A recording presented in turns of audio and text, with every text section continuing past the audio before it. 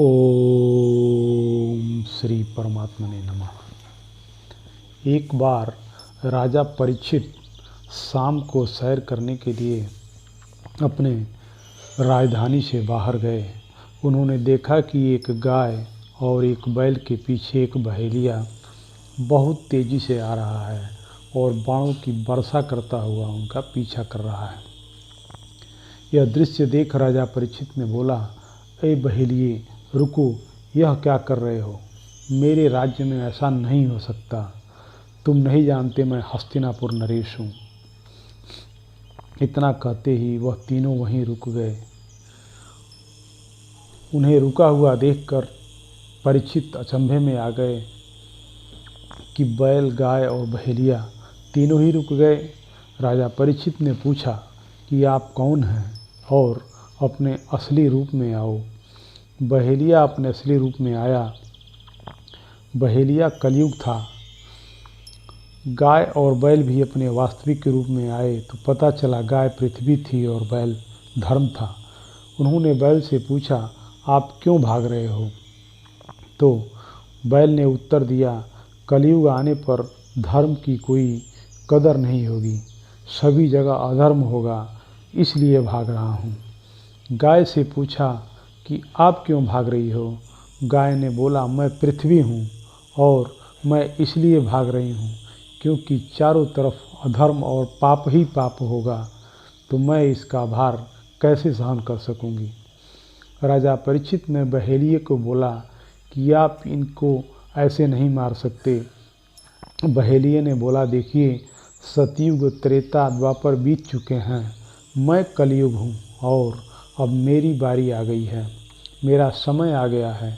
कलयुग ने बोला, यदि आप मुझे रोकते हैं तो मुझे कृपया मेरे निवास स्थान के बारे में बताएं।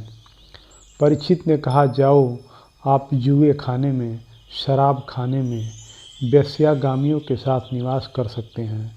कलयुग बोला कि आपने तो मुझे कोई भी अच्छी जगह नहीं बताई, कृपया कोई अच्छी जगह भी बताओ। राजा परीक्षित ने बोला, ठीक है, आप सोने में निवास कर सकते हैं। कलयुग बोला, ठीक है, धन्यवाद। और ऐसा कहने के बाद वह तीनों विलुप्त हो गए। कलयुग राजा परीक्षित के मुकुट में ही प्रवेश कर गया। परीक्षित के मुकुट में कलयुग के प्रवेश करने से परीक्षित की बुद्धि खराब हो गई। जब वह लौटकर राजधानी वापस आ रहे थे तो रास्ते में लोहमन ऋषि का आश्रम पड़ता था। उन्होंने सोचा, आश्रम में पानी पीकर आगे बढ़ूंगा। आश्रम के पास जैसे ही गए, उन्होंने देखा लोहमन ऋषि पेड़ के नीचे ध्यान मग्न अवस्था में बैठे हुए हैं। राजा परीक्षित के दिमाग में यह आया कि देखो, यह ऋषि मुझे देखकर ध्यान में बैठ गया, कभी मुझे पानी न पिलाना पड़ जाए। राजा परीक्षित ने लोहमन ऋषि के गले में एक मरा हुआ सांप डाल दिया। जब आश्रम में लोहमन ऋषि के पुत्र आए तो उन्हें यह सब देखकर बहुत बुरा लगा। लोहमन ऋषि के पुत्र भी एक ऋषि थे। उन्होंने अपने पिता के इस अपमान को देखते हुए श्राप दे दिया कि जिसने भी मेरे पिता के गले में सांप डाला है, यह तक्षक सांप उसको 7वें दिन डस लेगा। जब लोहमन ऋषि समाधि से उठे तो वह इस पूरी घटना से अवगत हो चुके थे और उन्होंने अपने पुत्रों से कहा कि तुमने यह अच्छा नहीं किया। राजा परीक्षित तो बहुत ही अच्छे, उदार और न्यायप्रिय राजा हैं। उनके तो सिर पर कलयुग सवार था, इसलिए उन्होंने ऐसा कर दिया। तुम्हें उसको श्राप नहीं देना चाहिए था। अब तुमने श्राप दे ही दिया है तो जाकर उसे सूचित करो और इस श्राप के बारे में बताओ कि अब आपके पास 7 दिन है और 7 दिन के अंदर अंदर आप अपनी आत्मा का कल्याण कर सकते हैं।